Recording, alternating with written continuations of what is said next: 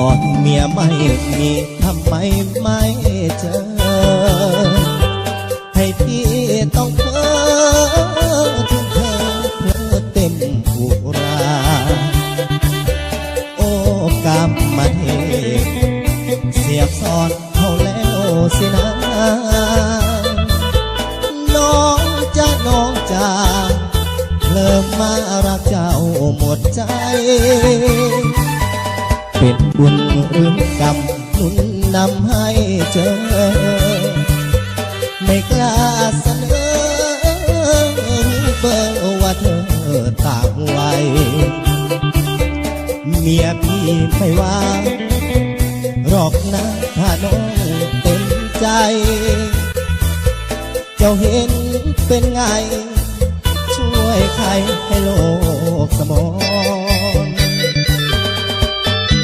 อายุน้อง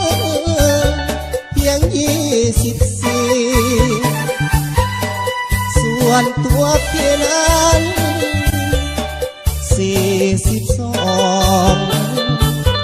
42รักจริงหวังแต่งแก้มแดงไม่ให้เป็นรองขอจับขอจองตัวน้องจะได้ไหมนะตอนเมียไม่มีทำไมไม่เจอให้พี่ต้องเพ้อถึงเธอเพลอนอนภาวารักจริงเพียงเจ้าอยากเอาเขาเป็นภรรยาทำไมไม่มาก่อนหน้าเมียพี่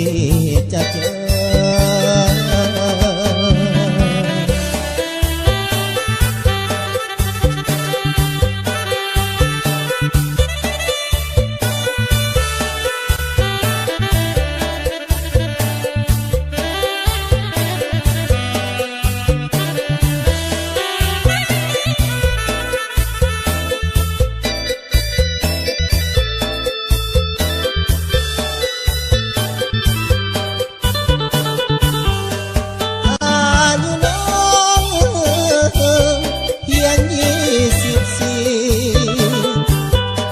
ส่วนตัวพี่นั้น